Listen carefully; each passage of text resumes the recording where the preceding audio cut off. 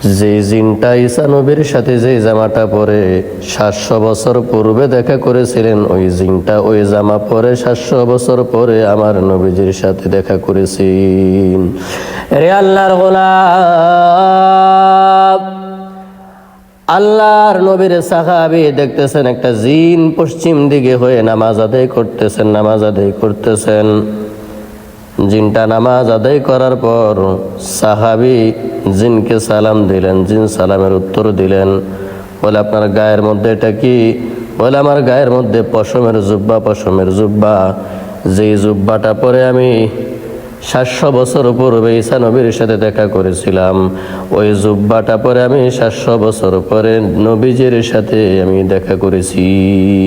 আমাদের সমাজের মধ্যে অনেক মানুষের উপর জীবনে জিন আক্রমণ করে বসে, বলে যে অধিকাংশ জিন অধিকাংশ সময় অধিকাংশ নাপাক জায়গার মধ্যে অবস্থান করে। বাথরুম হলো, টয়লেট হলো, পায়খানা হলো সবচেয়ে নিকৃষ্ট জায়গা। জিনদের প্রিয়তম স্থান হলো টয়লেটে যাওয়ার পূর্বে যদি আমরা দোয়া না পড়ি তাহলে কিন্তু জিন আক্রমণ করে বসে। বলতে পারেন আমার বয়স হয়ে গিয়েছে 70-80 বছর, 100 বছর, একবার আমাকে জিন আক্রমণ করলো না, আমি তো একবারও দোয়া পড়লাম না। আল্লাহ তাআলা কুদরতিভাবে আপনাকে হেফাজত করেছেন। এজন্য বাথরুমে যাওয়ার আগে অবশ্যই দোয়া পড়বেন। এই দোয়ার মাধ্যমে আল্লাহ তাআলা জিন ভূত থেকে, শয়তান থেকে আপনাকে হেফাজত করে রাখবেন। আল্লাহুম্মা ইন্নী আউযু বিকা মিনাল খুবুসি ওয়াল খাবাইস। এরে মুমিন, আপনি আল্লাহ তাআলার নিয়ামত খাওয়ার পরে এই খাবারগুলোকে আল্লাহ তাআলা পানি জাতীয় জিনিসগুলোকে প্রস্রাবের মাধ্যমে দূর করে দেন এবং শক্ত খাবারগুলোকে পায়খানার মাধ্যমে দূর করে দেন। আরে আল্লাহর গোলাম, হাসপাতালের মধ্যে গিয়ে দেখেন কত মানুষের প্রস্রাব ক্লিয়ার হয় না, কত মানুষের পায়খানা ক্লিয়ার হয় না।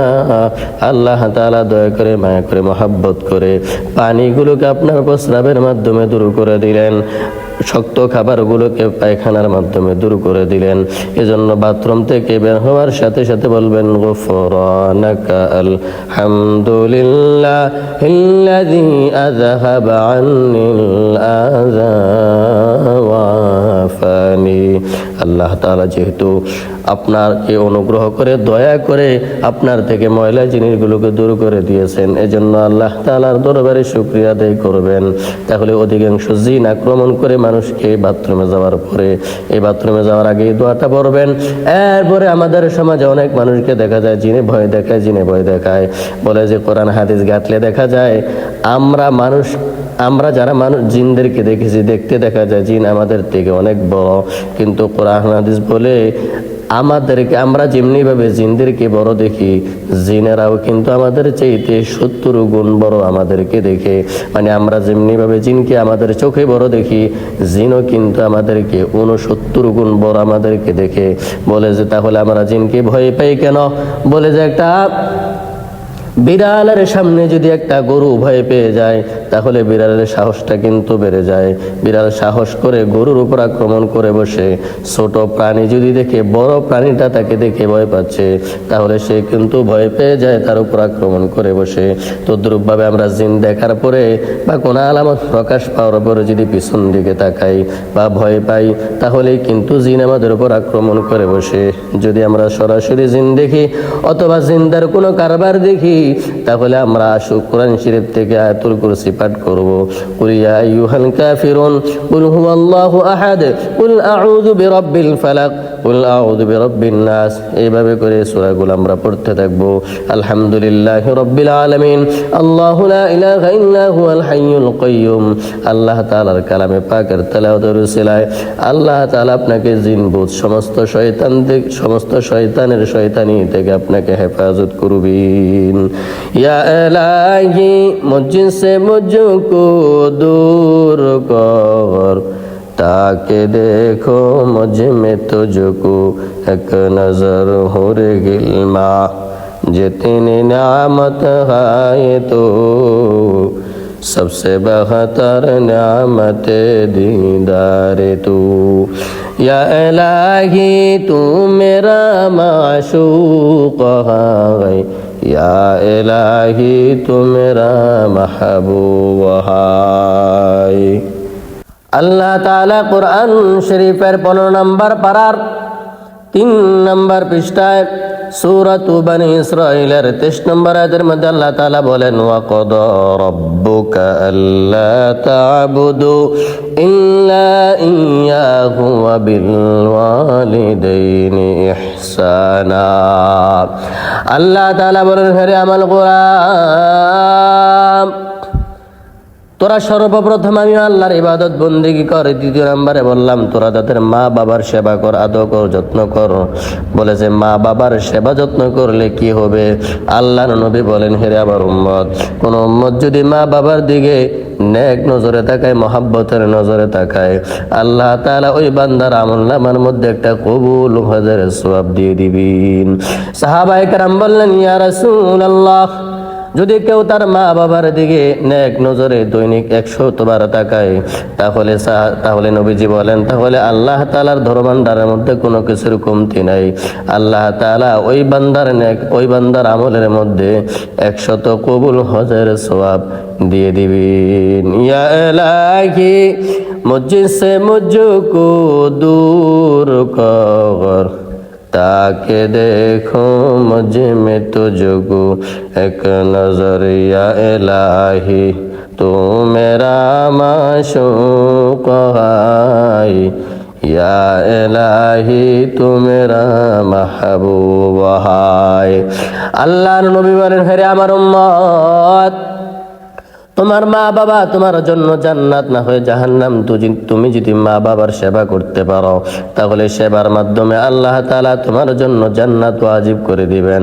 আর যদি তোমার মা বাবাকে তুমি কষ্ট দাও, তাহলে আল্লাহ তাআলা অসন্তুষ্ট হয়ে যাবেন, তোমার জন্য জান্নাত হারাম হয়ে যাবে, জাহান্নাম ওয়াজিব হয়ে যাবে। এজন্য মা বাবা যদি কাফেরও হয়, তাদের সাথেও খারাপ ব্যবহার করা যাবে না। মা বাবা যদি শিরিকের মতো অপরাধ করার জন্য বলে, তাহলে আল্লাহ তাআলা বলেন এরে আমার গোলাম, আমি কিন্তু শিরিক সহ্য করতে পারি না।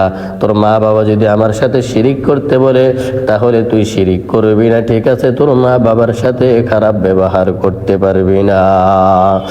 তাহলে আল্লাহ তাআলা কত কঠিন ভাবে আমাদেরকে আদেশ দিলেন মা বাবার সেবা করার জন্য। নবীজির সাহাবী আবু হুরায়রা রাদিয়াল্লাহু আনহু এই যে দিন ইসলামের অনেক খেদমত করে গিয়েছেন, এত জীবনে কষ্ট করেছেন, না খেতে গেছেন। আবু হুরায়রা বড় হয়ে গিয়েছেন, তারপরেও কিন্তু মার হাতে অনেক মার খেতে হয়েছে। নবীর দরবারে যখন আবু হুরায়রা দিন ইসলামের কথাগুলো শুনতেন, এরপরে যখন মায়ের দরবারে যেতেন, মা বলতো কিরা আবু হুরায়রা কোত্থেকে আসলি? বলে যে মা বিশ্ব নবীর দরবার থেকে এসেছি। আবু হুরায়রার মা নবীজিকে একেবারে সহ্য করতে পারে না। আবু হুরায়রাকে ছোট বাচ্চাদের মতো প্রহার করা শুরু করতো, মারতে শুরু করতো। আবু হুরায়রা মার খেতেন, তারপরেও চুপে সারে নবীজির দরবারে গিয়ে দিন ইসলামের কথাগুলো শুনতেন, মার কথাও রক্ষা করতেন, নবীজির কথাও আবু হুরায়রা শুনতেন। এক সময় আবু হুরায়রা সহ্য করতে না পেরে বললেন ইয়া রাসূলুল্লাহ, আমার ভাইয়ের জন্য একটু দোয়া করে দেন। আল্লাহ তাআলার দরবারে নবীজি দোয়া করলেন, ও মালিক, আমার আবু হুরায়রার আম্মাকে আপনি ইসলামের জন্য কবুল করে নেন। আবু হুরায়রার আম্মার জন্য ইসলামের দোয়া করলেন। আবু হুরায়রা দৌড়াইয়া বাড়িতে যেতে শুরু করলো। লোকেরা বলে কিরা আবু হুরায়রা পাগল হয়ে গেছে নাকি?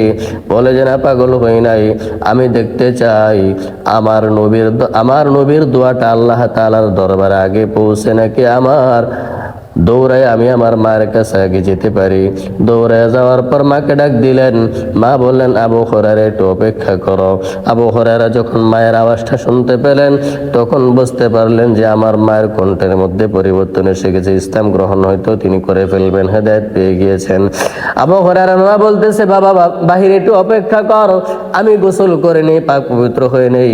আবু হুরায়রার মা যখন গোসল করে পাক পবিত্র হয়ে গেলেন, তখন ইসলামের কালিমা পড়ে নিলেন আশহাদু আল্লা ইলাহা ইল্লাল্লাহু ওয়াহদাহু লা শারীকা লাহু ওয়া আশহাদু আন্না মুহাম্মাদান আবদুহু ওয়া রাসূলুহু।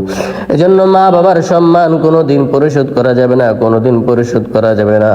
মা বাবা আমাদের জন্য জীবন এত বেশি পরিমাণ কষ্ট করেছেন। আমাদের শরীরের মধ্যে যদি একটা হাড্ডি ভেঙে যায় তাহলে আমরা ব্যথায় অস্থির হয়ে পড়ি। বলে যায় আপনার শরীরের মধ্যে যদি একটা মেইন হাড্ডি ভেঙে যায় তাহলে আপনার অবস্থা খারাপ হয়ে যাবে। এইভাবে করে একটা, দুইটা, তিনটা, পাঁচটা, 10টা, 20টা হাড্ডি ভেঙে গেলে যেই পরিমাণ কষ্ট, আমি আপনি যখন আমার মায়ের পেট থেকে, আপনার মায়ের পেট থেকে এসেছি, আমাদের মায়েরা তার চেয়ে আরো বেশি পরিমাণ ব্যথা পেয়েছিলেন।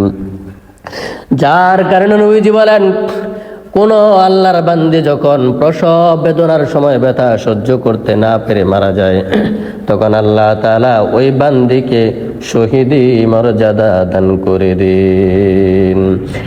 এরপরে দেখা যায় আমি আপনি যখন আমাদের মায়ের পেটের ভেতরে ছিলাম, যার কারণে আমাদের মায়েরা আমাদের কারণে ঠিক মতো খেতে পারতো না। নবীজি বলেন, রমজান মাসে রোজা রাখলে যেই পরিমাণ সাও হবে, ওই আম্মাজিরা যখন আমরা যখন মায়েদের পেটের ভিতরে থাকার কারণে আমাদের আম্মাজিরা খেতে পারলেন না, তখন রমজান মাসে রোজা রাখার মতো সওয়াব তাদের আমলনামার মধ্যে আমার আল্লাহ দিয়ে দিন। এরপরে বলেন যে রাত্রিবেলা আমাদের আম্মাজিরা আমাদের কারণে ঘুমাইতে পারতো না।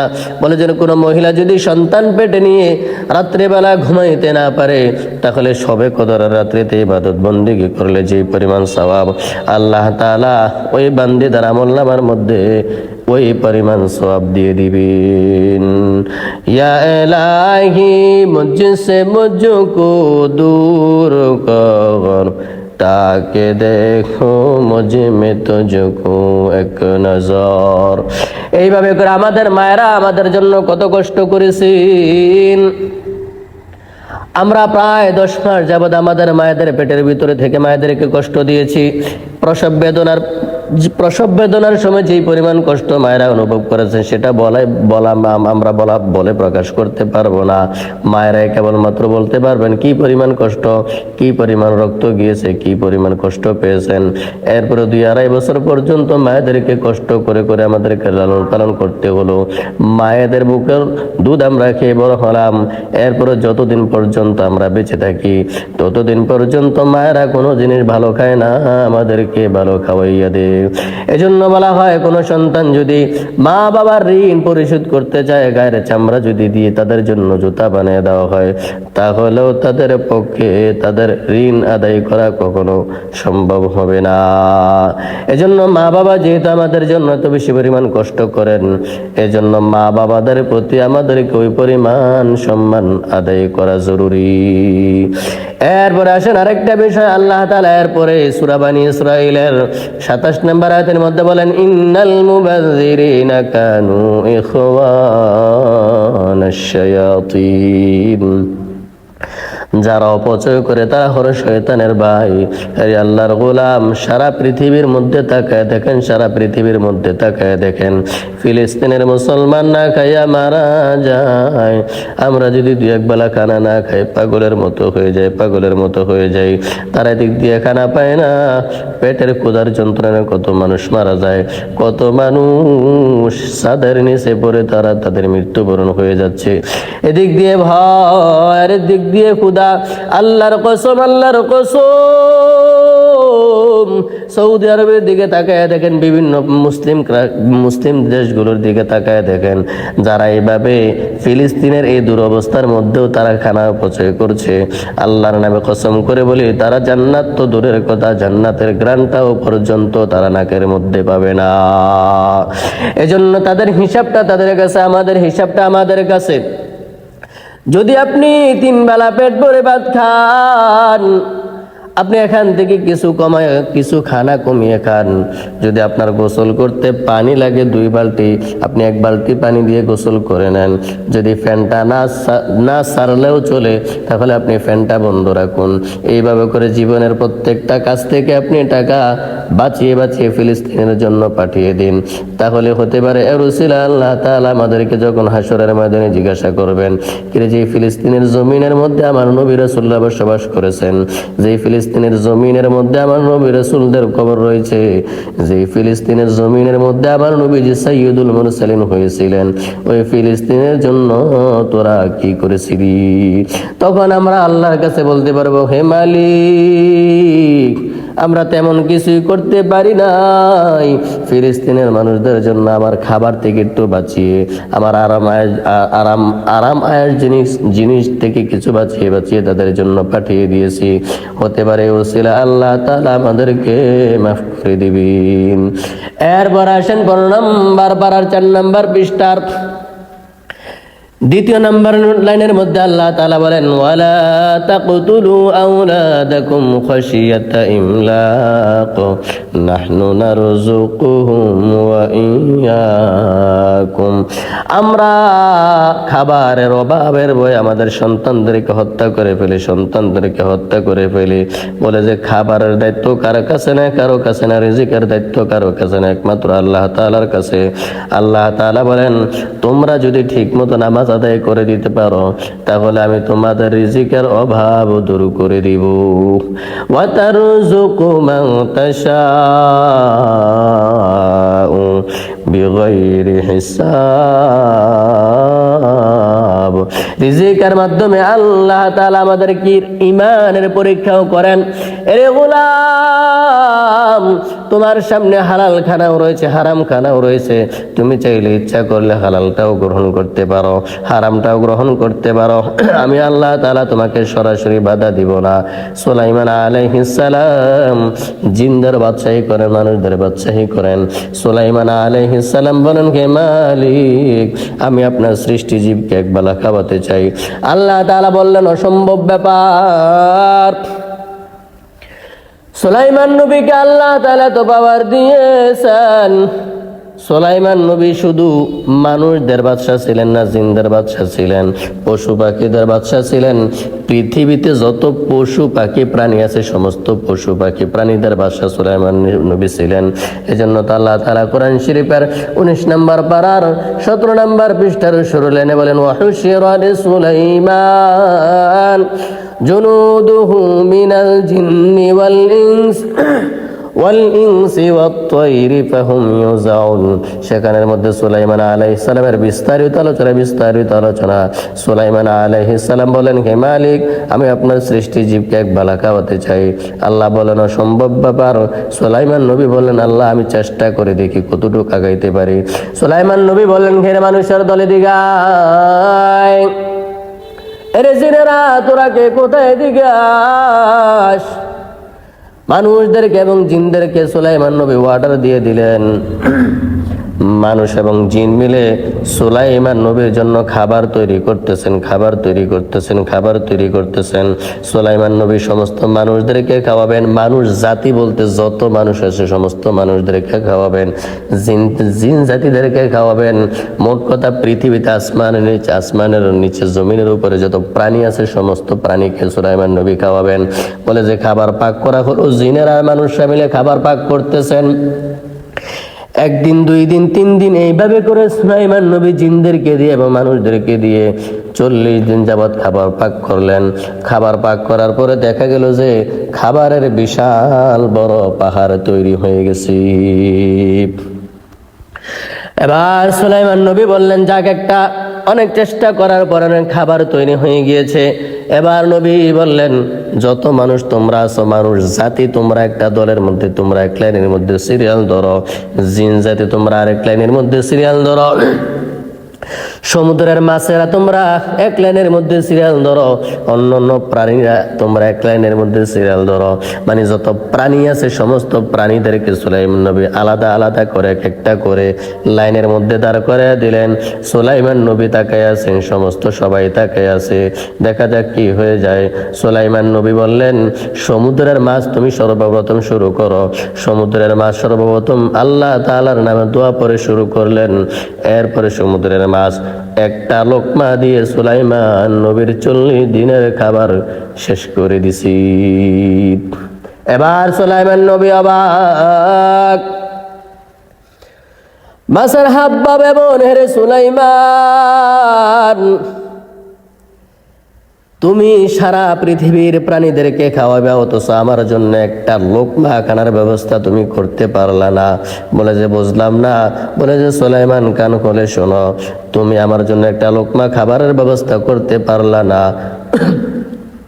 অথচ আল্লাহ তাআলা প্রতিদিন আমাকে এইভাবে 3 লোকমা খাবারের ব্যবস্থা করে দেন। কাদের কুদরত দারি বরকামাল أنت ربي أنت حسبي ذو الجلال তুহি قادر جليل لا جهادار بہر حال তুহি মেরা নিগাহদার। এজন্য জন্ম নিয়ন্ত্রণের মাধ্যমে মানুষকে হত্যা করা যাবে না। রিজিকের অভাবে মানুষকে হত্যা করা যাবে না। রিজিকের চাবিকাঠি কেবলমাত্র আল্লাহ তাআলার কাছে রেখে দিয়েছেন, আল্লাহ তাআলার কাছে রেখে দিয়েছেন। এরপরে সর্বশেষ আল্লাহ তাআলা বলতেছেন, ইন্নাস সামা ওয়াল বাসরা ওয়াল ফুআদা কুল্লু উলাইকা কানা আনহু মাসউলা। এরে মানুষ, আল্লাহর গোলাম, কাল খুনে শুনে রাখো, আল্লাহ তাআলা বলেন, তোমাদেরকে আমি কান দিলাম, তোমাদেরকে আমি চক্ষু দিলাম, তোমাদেরকে আমি জবান দিলাম, অন্তর দিলাম, যা কিছুই দিলাম, আমি কিন্তু কিয়ামতের দিন সব অঙ্গ প্রত্যঙ্গগুলোকে জিজ্ঞাসা করব তোমাদেরকে কোন কাজে ব্যবহার করা হয়েছে। এজন্য আল্লাহর গোলাম, চোখের কথা বললাম, চোখ দিয়ে খারাপ জিনিস দেখবেন না। চোখ দিয়ে মা বাবার দিকে তাকান, সওভাবে কবুল হদের সওয়াব পেয়ে যাবেন। চোখ দিয়ে ওলামায়ে কেরামের দিকে তাকান, তাহলে সগীরা গুনাহগুলো মাফ হয়ে যাবে। চোখ দিয়ে দেখে দেখে কোরআন শরীফের তেলাওয়াত করেন, এতে আপনি অনেক সওয়াব পেয়ে যাবেন। চোখ দিয়ে আপনি ভালো ভালো জিনিস তাকান, তাহলে চোখকে যখন আল্লাহ তাআলা জিজ্ঞাসা করবেন, তখন চোখ বলবে, হে মালিক, আপনি আমাকে তার জন্য দিয়েছিলেন, আপনার বান্দা আমার মাধ্যমে কোনো খারাপ জিনিস দেখে নাই। চোখের সুপারিশের মাধ্যমে আল্লাহ তাআলা আপনার জন্য জান্নাতের ব্যবস্থা করার ক্ষমতা আমার আল্লাহর আছে। এইভাবে করে আপনি কানের ব্যবহার ভালো কাজের মধ্যে লাগান। সমস্ত অঙ্গ প্রত্যঙ্গগুলোকে যদি আপনি ভালো কাজের মধ্যে লাগাতে পারেন, তাহলে আপনার অঙ্গ প্রত্যঙ্গের সাক্ষীর মাধ্যমে আল্লাহ তাআলা আপনাকে জান্নাতের মেহমান বানাইয়া দিবেন। ইয়া ইলাহি তু মেরা সত্তার হাই, ইয়া ইলাহি তু মেরা গফফার হাই। যাই হোক ভাইরা আমার, এখানে অনেক আলোচনা ছিল। কি আলোচনা ছিল সংক্ষেপের মধ্যে বলে দেই। বলে যে সূরা বানী ইসরাঈলের 15 নম্বর পারার 3 নম্বর পৃষ্ঠার মধ্যে দেখবেন সূরা বানী ইসরাঈলের 23 নম্বর আয়াত থেকে নিয়ে 38 নম্বর আয়াত পর্যন্ত এই 15টা আয়াতের মধ্যে আল্লাহ তাআলা কি বিষয় আলোচনা করলেন। বলে যে কোরআন শরীফ থেকে কিন্তু জাবুর, কোরআন শরীফ থেকে তাওরাত কিতাবটা অনেক বড়, অনেক বড়, অনেক বড়। পুরা তাওরাতের মধ্যে আল্লাহ তাআলা যে সমস্ত আলোচনা করেছেন, এই সমস্ত আলোচনাগুলোকে সূরা বানী ইসরাঈলের 15টা আয়াতের মধ্যে আল্লাহ তাআলা দিয়ে দিয়েছেন। এগুলো আমরা যদি মনোযোগ দিয়ে শুনি, তাহলে পুরা তাওরাতের ইলম কালামগুলো আমরা পেয়ে যাব।